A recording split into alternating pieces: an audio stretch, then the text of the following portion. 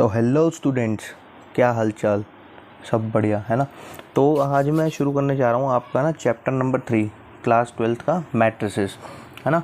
तो सबसे पहले बात करेंगे, देखो आज ना इंट्रोडक्शन पार्ट रहेगा आपका मैट्रिसेस का, है ना। और थोड़ा मैट्रिसेस क्या होता है ना, मतलब उसका क्या मतलब होता है, ये सब आपको समझ में आएगा आज, ठीक है। तो स्टार्ट करते हैं। मैट्रिसेस, है ना, ये आपका होता है प्लूरल, है ना। ये आपकी प्लूरल फॉर्म होती है, यानी बहुत सारे मैट्रिसेस, है ना। आपकी सिंगुलर फॉर्म इसकी होती है मैट्रिक्स, है ना, मैट्रिक्स। तो सबसे पहले रिप्रेजेंट कैसे करते हैं वो चीज़ देखते हैं। मान लो एक क्लास है जिसके अंदर 3 बच्चे हैं, उसमें सबसे पहला बच्चा आपके पास क्या है, अमित, है ना, अनिल और अभिषेक, ठीक है।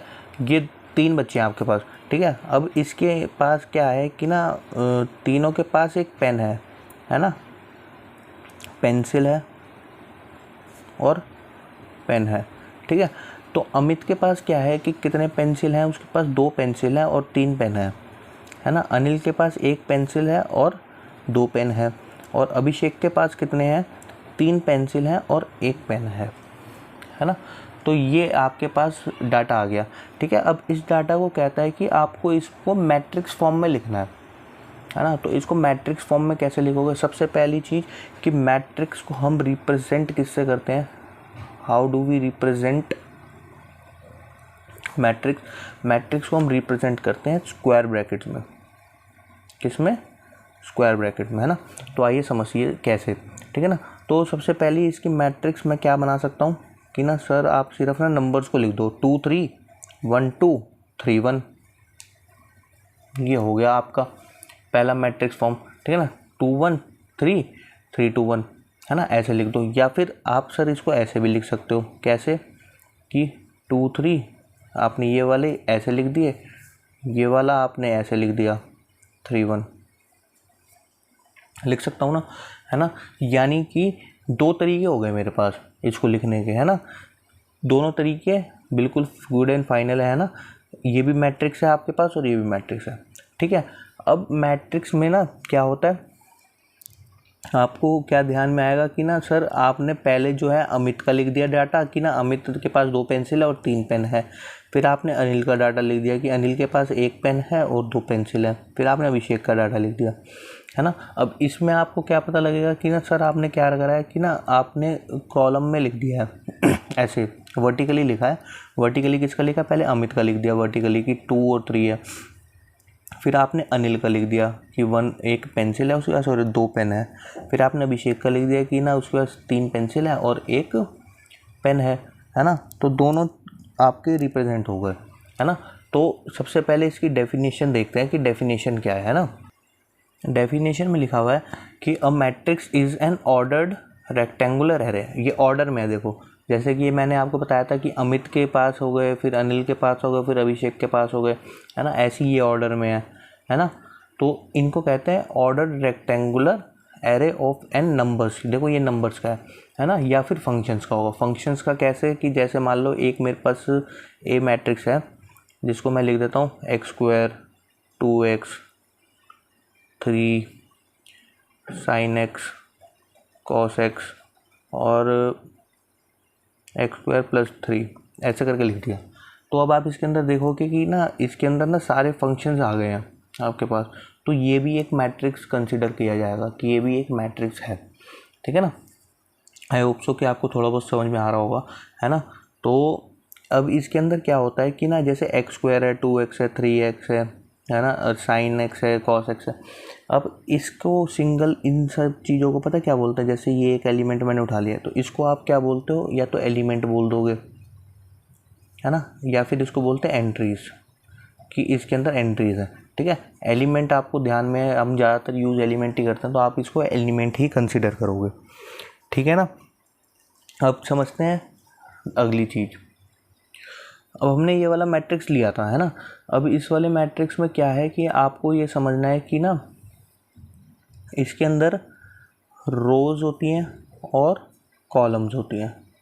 देखो रोज़ और कॉलम से आपको मेरे हिसाब से समझ में आता होगा कि ना, आप ये पहले भी पढ़ते हुए आ रहे हो, है ना, पीरियोडिक टेबल में पढ़ी होगी, काफ़ी सब चीज़ों में पढ़ा हुआ है आपने 10th क्लास में भी, कि रोज़ और कॉलम्स क्या होते हैं ना। देखो, रो क्या होता है? हॉरिजॉन्टल। क्या मैंने क्या कहा? हॉरिजॉन्टल। हॉरिजॉन्टल को हम क्या कहते हैं? रो कहते हैं। हॉरिजॉन्टल में रो लिखे जाते हैं।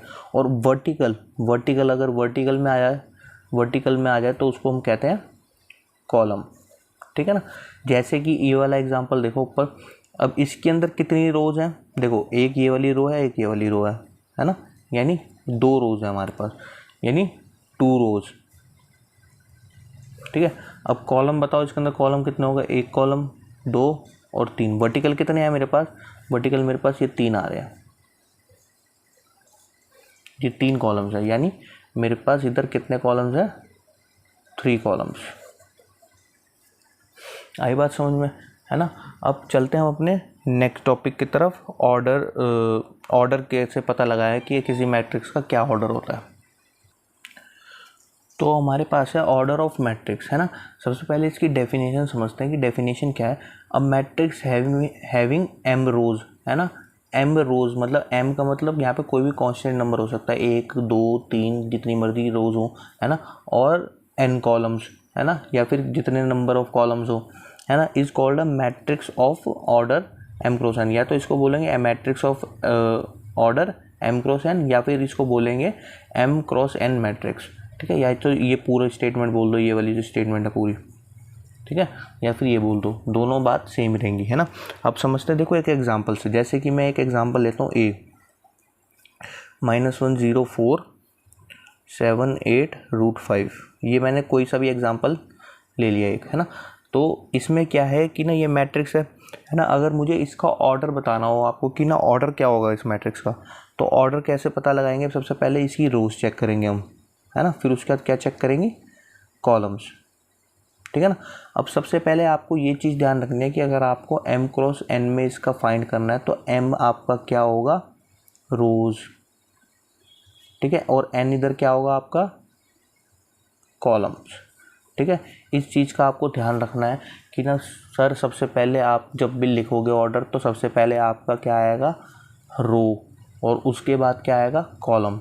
समझते हैं। देखो, अब इसके अंदर रोज़ कितनी है सर? आप बता दोगे कि सर 1 रो, 2 और 3। सर 3 रो है इसमें, है ना। और कॉलम कितने हैं? 1 2। देखो, कॉलम को ध्यान रखना है वर्टिकल, है ना, और रो क्या होता है आपका? हॉरिजॉन्टल। ठीक है। तो रो कितनी है? 1 2 3। कॉलम कितने आएंगे आपके पास? 1 और 2, 2 कॉलम्स हो गए। ठीक है। अगर मैं इसका मैट्रिक्स का ऑर्डर लिखूँ तो इसका ऑर्डर मैं क्या लिखूँगा? 3 क्रॉस 2। अच्छा, मैट्रिक्स का ऑर्डर ना इसके साइड में ऐसे लिखते हैं हम। ठीक है। तो क्या हो गया इसका मैट्रिक्स का ऑर्डर? 3 क्रॉस 2। अब मैं यहीं पर आपको एक बार बता देता हूँ कि अगर आपको सपोज करो कि अगर आपको फाइंड करना है नंबर ऑफ एलिमेंट्स और एंट्रीज, एलिमेंट्स लिख देता हूँ मैं, एलिमेंट्स और एंट्रीज, नंबर ऑफ एलिमेंट्स और एंट्रीज इन मैट्रिक्स, तो आप कैसे निकालोगे? m क्रॉस n कर दोगे आप सीधा सीधा, यानी 3 × 2 6, यानी आपके इसके अंदर कितने एलिमेंट्स होंगे? 6 एलिमेंट्स। देखो काउंट कर सकते हो आप, 1 2 3 4 5 6, जो कि आपके पास आ गया, है ना। आई होप सो कि आपको समझ में आया होगा, है ना। इसी तरीके से आप और भी एग्जांपल्स ले सकते हो, है ना। मैं 1 2 एग्जांपल्स आपके सामने लेता हूँ एक बारी। अब आपके पास ना ये 2 मैट्रिक्स हैं, ठीक है। इसके अंदर आपको क्या बताना है? सबसे पहले इन दोनों के ऑर्डर बताने हैं, है ना। फिर साथ ही साथ इसमें आपको नंबर ऑफ एलिमेंट्स बताने हैं, ठीक है। तो सबसे पहले इसकी रोज़ देखो कि कितनी रोज़ हैं, है ना। 1 2 3, 3 रोज़ आ रही हैं। कॉलम्स कितने आ रहे हैं? कॉलम्स अगर मैं काउंट करूँ 1 2 और 3, 3 ही कॉलम आ रहे हैं, यानी नंबर ऑफ एलिमेंट्स कितने हुए? नंबर ऑफ एलिमेंट्स इसके अंदर मैं फाइंड करूँ तो कितने आए मेरे पास? 3 क्रॉस 3 इक्वल्स टू 9 एलिमेंट्स। ठीक है। आप इधर लिख सकते हो 3 क्रॉस 3 का ऑर्डर है ये, ठीक है। अब देखो बी, है ना, इसके अंदर कितनी नंबर ऑफ रोज हैं? अगर आप रोज लिखो तो 1 और 2, 2 नंबर ऑफ रोज है ना। अगर आप इसके अंदर कॉलम फाइंड करोगे, कॉलम कितने आएंगे आपके पास? 1 2 3 4, यानी ये कितने ऑर्डर का मैट्रिक्स है? 2 क्रॉस 4, है ना। अगर इसमें मैं नंबर ऑफ़ एलिमेंट्स पूछूँ आपसे, नंबर ऑफ़ एलिमेंट्स कितने हैं, तो आप बता दोगे sir 2 cross 4 equals to 8 elements, है ना। काउंट भी कर सकते हो, 1 2 3 4 5 6 7 8, है ना, काउंट भी कर सकते हो, है ना। अब आप सोच रहे होंगे कि सर आप नंबर ऑफ़ एलिमेंट्स में आप ये करवा रहे हो, है ना, हम गिनती भी तो कर सकते हैं, है ना। अगर आप सपोज़ करो आपके पास कोई मैट्रिक्स ऐसे आ जाए, इस ऑर्डर का आ जाए, तो आप इसके अंदर आप काउंट कर पाओगे एलिमेंट्स? नहीं कर पाओगे ना काउंट, है ना। क्यों? क्योंकि इसके अंदर नंबर ऑफ़ एलिमेंट्स बहुत हो जाएंगे। हाँ, आप मल्टीप्लाई कर सकते हो, है ना, मल्टीप्लाई कर लोगे तो ज़्यादा सही रहेगा, है ना। तो आई बात समझ में, है ना। ठीक है, अब हम चलते हैं अपने दूसरे टॉपिक की तरफ। तो ये है in general an m cross n matrix has the following rectangular array. अब ये ना मैट्रिक्स का एक एरे है आपके पास, जर्नल मैट्रिक्स का, ठीक है। तो इस एरे को समझाने का मोटिव ये है कि आपको समझ में आएगा कि नंबर ऑफ, मतलब जैसे आपके पास कोई भी एलिमेंट या इसके अंदर एंट्री है तो उसकी पोजीशन क्या है ना। तो कहने का मतलब क्या है कि जैसे A11 A12 A13, है ना, ये डॉट डॉट डॉट, ये फर्स्ट रो है ना। तो फर्स्ट रो के लास्ट एलिमेंट तक, यानी देखो समझो इसको ना, एग्जांपल के थ्रू समझते हैं हम। एक थोड़ा मैं ऊपर कर लेता हूँ, है ना, एक एग्जांपल के थ्रू समझते हैं। जैसे आपके पास एक मैट्रिक्स है ए, ठीक है, इसके अंदर क्या दिया हुआ है, -2 0 3 5 √5 और 6, ये दिया हुआ है आपको, ठीक है। अब आप इसका ऑर्डर मुझे बता सकते हो, है ना। ऑर्डर क्या बताओगे सर? रो गिनो सबसे पहले, 1 2 3, सर 3 तो आपके पास रो हो गई, है ना। कॉलम कितना हो गया? 1 और 2, सर आपके पास 2 कॉलम हो गए, है ना। यहाँ तक ओके है ना। 3 रोज और 2 कॉलम, यानी 3 क्रॉस 2 का आपके पास मैट्रिक्स है, ठीक है। अब 3 क्रॉस 2 का मेरे पास मैट्रिक्स है, तो इसके अंदर अब क्या करेंगे हम, देखो सबसे पहले अगर मैं 3 क्रॉस 2 का मैट्रिक्स है मेरे पास, अगर मैं इसके थ्रू डायग्राम बनाऊं तो मेरे पास कैसे बनेगा, A1 1 A1 2, है ना। 2 कॉलम्स पे ही जा सकता हूँ मैं, तो A11 A12, है ना। दूसरी रो आ जाएगी, तीसरी रो आ जाएगी, ऐसे, है ना। तो कहने का मतलब क्या है कि इधर से आपको पोजीशन पता लगी एलिमेंट की। अगर मैं पता करूँगा, देखो A11 का मतलब क्या है कि 1 का मतलब फर्स्ट रो, और इधर वाले 1 का मतलब क्या है, सेकंड कॉलम। देखो ऐसे समझो कि ना आप इसको लिख रहे हो MNA, यानी रो की पोजीशन और कॉलम की पोजीशन। देखो रो की पोजीशन, कॉलम की पोजीशन, यानी इधर A11 आपके पास क्या है, -2, है ना। अगर मैं इसी में पूछूं आपके पास कि A22 क्या है, यानी सेकंड रो कौन सी आपके पास, ये वाली, और सेकंड कॉलम कौन सा, ये वाला, यानी A22, है ना। A22 की पोजीशन पे कौन सा है, आप कह दोगे सर फट से कि √5 है सर। A22 की पोजीशन पे क्या है, √5। थोड़ी बहुत आ रही है बात समझ में, है ना। यानी कहने का मतलब क्या है कि ना ये पोजीशन बताते हैं, जो ये नंबर है ना, ये पोजीशन बताते हैं। आप इनको IJ भी लिख सकते हो, कुछ भी लिख सकते हो आप, है ना। आपकी बुक में जो मर्जी लिखा हो, है ना, आपको कंफ्यूज नहीं होना है ना। कंफ्यूज हो गए तो दिक्कत हो जाएगी, है ना। तो ये मेनली आपको पोजीशन बताते हैं। जैसे A11 हो गया, A11 का मतलब क्या हो गया, first row first column. A12 का मतलब क्या हो गया, फर्स्ट रो सेकंड कॉलम। देखो फर्स्ट रो पे है ना, और कौन से कॉलम पे आ रहे हैं हम, सेकंड कॉलम पे, ठीक है। बात आई समझ में। ऐसे ही इसकी तरफ से अब हम सेकंड रो में शुरू हो गए, यानी second row first column, second row second column. ऐसी थर्ड रो में आ गया, थर्ड रो फर्स्ट कॉलम, 3 1 का मतलब क्या हो गया, थर्ड रो फर्स्ट कॉलम, और इधर क्या हो गया, थर्ड रो सेकंड कॉलम, ठीक है। आई होप सो कि आपको समझ में आई होगी बात, है ना। अब हम चलते हैं आगे। देखिए आपके पास एक एग्जांपल है ना, एक क्वेश्चन उठाया मैंने। तो इसमें एक आपको सेट दिया हुआ है, 2 5 19 -7 35 -2 5/2 12 √3 1 -5 और 17, ठीक है। तो इसमें क्या है कि सबसे पहला पार्ट बोल रहा है कि द ऑर्डर ऑफ मैट्रिक्स, आपको ऑर्डर ऑफ मैट्रिक्स बताना है। बता सकते हो ऑर्डर ऑफ मैट्रिक्स, है ना। सबसे पहले क्या लिखते हैं हम, रो, फिर उसके बाद क्रॉस करके क्या लिखते हैं, कॉलम, है ना। पहले रो गिनो, 1 2 3, सर 3 तो रो हो गई आपके पास, है ना। और कॉलम कितना हो गया, 1 2 3 4, यानी 3 क्रॉस 4 का आपके पास क्या हो गया, इसके अंदर ऑर्डर हो गया, ठीक है। अब पूछ रहा है द नंबर ऑफ एलिमेंट्स बताओ सर। तो नंबर ऑफ एलिमेंट्स कैसे बताओगे आप, 3 क्रॉस 4 कर दो, यानी 12 एलिमेंट्स। कितने एलिमेंट्स हो गए आपके पास, 12 एलिमेंट्स हो गए, 2 पार्ट हो गया, है ना। अब देखो, अब ये समझना ज़रूरी है, ठीक है। उसने पूछा है कि सर आप ना ये एलिमेंट्स की बताओ कि ये इस पोजीशन पे कौन कौन से एलिमेंट्स है, यानी A31 बताओ, A21 बताओ, A24 बताओ और एक A23 बताओ, ये पूछा उसने। अब देखो A13 बताना है, यानी first row third column, first row third column. दोबारा से सुनो, कौन सा एलिमेंट बताना है, first row third column. First row में चलते हैं, फर्स्ट रो कौन सी है, ये वाली। फर्स्ट रो का third column, 1 column 2 column 3 column, यानी कौन सा एलिमेंट हो गया आपके पास, 19 हो गया। अब देखो A24 यानी सेकंड रो का फोर्थ कॉलम, सेकंड रो का फोर्थ कॉलम, सेकंड रो का फोर्थ कॉलम। सेकंड रो कौन सी है, रो 1 रो 2, सेकंड रो 1 2 3 4, यानी फोर्थ कॉलम कौन सा है आपके पास, ये, यानी कौन सा एलिमेंट हो गया आपके पास, 12। आई होप सो कि आपको समझ में आ रहा होगा, क्लियर हो गया होगा अब, है ना। ऐसी A21 यानी सेकंड रो का फर्स्ट एलिमेंट, सेकंड रो का first element, second row first row second row, second row का फर्स्ट एलिमेंट, यानी 35, है ना।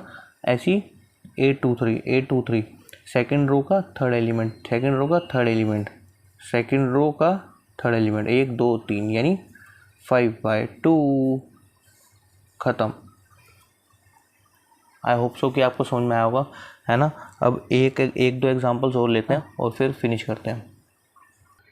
तो अब आपके पास क्वेश्चन है, एग्जांपल नंबर है 2 है आपके बुक में। If a matrix has 8 elements, what are the possible orders it can have, है ना। तो 8 एलिमेंट्स हैं आपके पास, तो इसका ना ऑर्डर बताना है कि कितने ऑर्डर, मतलब ऑर्डर के आपके पास मैट्रिक्स बन सकते हैं, है ना। तो बनाते हैं। सबसे पहले आपको क्या लेना है, इसका एक एलसीएम लेना है, ठीक है, 8, है ना। 8 को आप करो 2 4 2 2 2 1, ठीक है। अब इसको क्या करना है आपको, देखो सबसे पहला ऑर्डर आप क्या ले सकते हो कि सर एक रो बना दो, उसमें आप 8 के 8 एलिमेंट लिख दो। पहला तो ये बन सकता है आपके पास, है ना। इसको ऐसे लिख लो 1 क्रॉस 8, है ना। दूसरा क्या बन सकता है सर, या तो आप 8 कॉलम बना लो और इसमें एक रो दे दो, मतलब 8 रो बना दो और एक कॉलम में ही सारे एलिमेंट्स लिख दो, है ना। दूसरी चीज़ क्या हो सकती है कि सर आप ना पहले एलसीएम देखोगे ना, तो पहले 2 उठा लो फिर ये 4 कर दो, यानी 2 क्रॉस 4 का बना दो, है ना। या फिर क्या कर सकते हैं हम कि 4 क्रॉस 2 का बना दो, है ना। तो ये हमारे पास 4 तरीके होंगे, है ना। इसके अलावा और कुछ हम बना सकते हैं क्या, नहीं बना सकते, है ना। अगर सपोज करो जैसे ये एग्जांपल दिया हुआ है, अगर मैं इसमें बोल देता आपके पास कितने एलिमेंट्स हैं, 24 एलिमेंट्स हैं, तो आप पॉसिबिलिटी बनाओ कि कितनी बनेगी, है ना। तो चेक करते हैं एक बारी, 24 का एलसीएम लो, 2 12 2 6, ठीक है ना, 2 3 3 1, ये आ गया आपके पास एलसीएम, है ना। अब देखो इसके अंदर अब क्या करोगे, जैसे पहले तो वही वाले 2 अपने बेसिक से ये बना सकते हैं हम पहले तो ऑर्डर, है ना। और क्या बना सकते हैं कि सर आप पहले 2 ले लो, 2 क्रॉस 12 या फिर 12 क्रॉस 2, है ना। अगला हम क्या बना सकते हैं, जैसे कि इसको इन दोनों को उठाओ, 4 और 6, 4 क्रॉस 6, 6 क्रॉस 4 का ले लो, है ना। और क्या बना सकते हैं हम, जैसे सर 2 2 जा 4, 4 2 जा 8, आप 8 का ले लो सर, 8 क्रॉस 3 कर लो या फिर 3 क्रॉस 8 का बना लो, है ना। और देखो और कुछ बन सकता है, बस यही हो सकते हैं ना, यही आपके पास पॉसिबल ऑर्डर है ना। तो आई होप सो कि आपको ये समझ में आया होगा, है ना। अब चलते हैं अपने एग्जाम्पल नंबर 3 की तरफ। तो आपके पास एग्जाम्पल है, construct a 3 cross 3 matrix whose elements are given by this, है ना। अब देखो एक चीज़ समझो, ठीक है, आपके में ना एक बुक में दिया हुआ 3 क्रॉस 2 का बनाने के लिए, मैं 3 क्रॉस 3 का बना रहा हूँ, आप एक बार ट्राई करना 3 क्रॉस 2 का, ठीक है। तो सबसे पहले देखो आई जे का मतलब क्या है, जैसे आप यहाँ पे रो की जगह पे 1 रखोगे, जैसे A11 निकालना है तो 1 1 हो गया, तो आपको यहाँ पे सिंपली क्या पुट कर देना, 1 और 1, ठीक है। और मॉड का मतलब आपको पता ही है, मॉड का मतलब क्या होता है कि अगर अंदर नेगेटिव वैल्यू आ रही है, जैसे मैंने यहाँ पे 1 1 रखा, तो 1 माइनस 3 हो जाएगा, यानी माइनस का 2, माइनस का 2 बाहर आकर क्या हो जाएगा 2, और 2 से 2 कट जाएगा, यानी 1 आ जाएगा आंसर। आई होप सो समझ आया होगा आपको, है ना।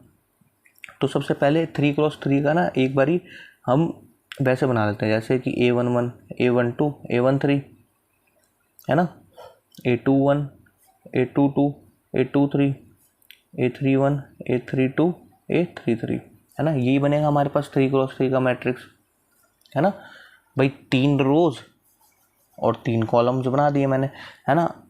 A11 होगा, A12 होगा, A13 होगा, A21 होगा, A22 होगा, A23 होगा, A31, A32, A33, ठीक है। अब इसको लिख लेते हैं एलिमेंट्स को ऐसे, A11, A21, A31, है ना। इनको सॉल्व करेंगे, ठीक है।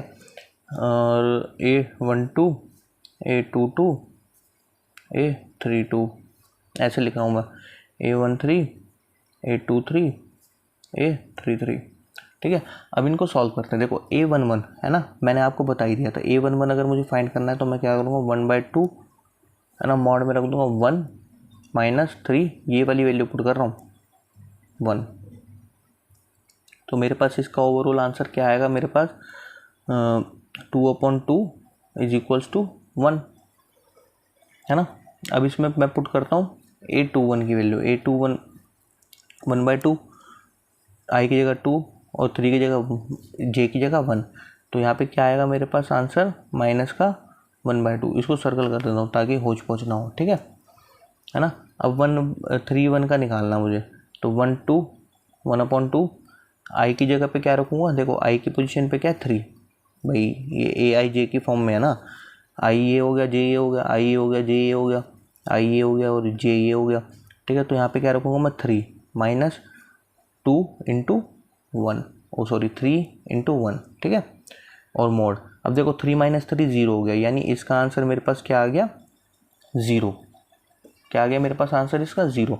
अब देखो A21, ठीक है, 1/2, देखो आई की जगह पे क्या रख दूंगा 2 माइनस, है ना 3, अच्छा A12 निकालना, सॉरी आई की जगह पे 1 आएगा और जे की जगह पे 2 चला जाएगा, ठीक है। तो क्या हो जाएगा 1/2, 1 माइनस 6, यानी मेरे पास क्या आंसर आएगा इस पर, माइनस का 5/2, है ना। तो A12 मैं ना इसको थोड़ा सा ऐसा कर लेता हूँ, थोड़ा होच पोच हो गया है ना। A12 मेरे पास क्या आया है, माइनस का 5/2, ठीक है। अब मुझे अगर A22 निकालना हो, ठीक है, मैं यहाँ पे लिख देता हूँ जो ऊपर लिखा हुआ था, है ना। अब देखो A22, है ना, तो 1/2 आई की जगह पे 2 और जे की जगह पे भी 2, 1/2 1/2, है ना, और इसको करो 2 माइनस 6, ठीक है ना। अब क्या आएगा माइनस का 4 आ गया आपका 4, है ना, और अपॉन में 2, यानी आंसर क्या हो गया आपके पास 2, ठीक है ना, ये पॉजिटिव है। अब देखो A22 निकाल दिया, A32 निकालते हैं। A32 के लिए हमें क्या करना पड़ेगा, 1/2, यहाँ पे क्या रखूँगा मैं 3 माइनस, है ना 3, और यहाँ पे जे की जगह पे 2, तो 1/2 3 माइनस 6, यानी 3/2। देखो मॉड से बाहर आएगा तो माइनस का 3 पॉजिटिव हो जाएगा, ठीक है। अब निकालते हैं A13, 1/2, ठीक है, आई की जगह पे क्या रख दूंगा मैं 1 और जे की जगह पे 3, तो क्या आएगा मेरे पास आंसर 1 माइनस 9, यानी 8/2, यानी 4। आई बात समझ में, है ना।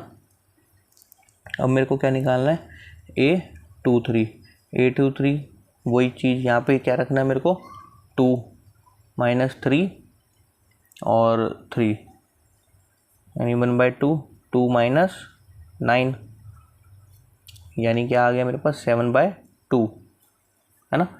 अब सिमिलरली मुझे लास्ट एलिमेंट फाइंड करना है A33, तो A33 कैसे आएगा मेरे पास, यहाँ पे क्या रखूँगा मैं 3 आई की जगह, माइनस 3 और जे की जगह पे भी 3, यानी 1/2 3 माइनस 9, यानी ये आंसर 6/2, इसको काटूंगा तो मेरे पास क्या आ जाएगा 3, है ना।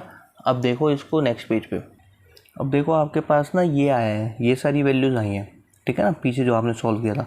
अब ये सारी वैल्यूज़ उठा करके इस मैट्रिक्स में रख दो, जैसे कि ए, ठीक है, A11 की वैल्यू 1, A12 की वैल्यू 5/2, 4, 1/2, 2, 7/2, 0, 3/2 और 3। तो ये आपके पास क्या फॉर्म हो गया, 3x3 का मैट्रिक्स। क्या हो गया आपके पास, 3x3 का मैट्रिक्स फॉर्म हो गया। तो आई होप सो कि आपको समझ में आया होगा कि मैट्रिक्स क्या है ना। तो अगली वीडियो में हम क्या करेंगे कि ना टाइप्स ऑफ मैट्रिक्स समझेंगे और फिर उसके बाद एक्सरसाइज 3.1 पे चलेंगे, ठीक है ना। तो थैंक्स फॉर वॉचिंग।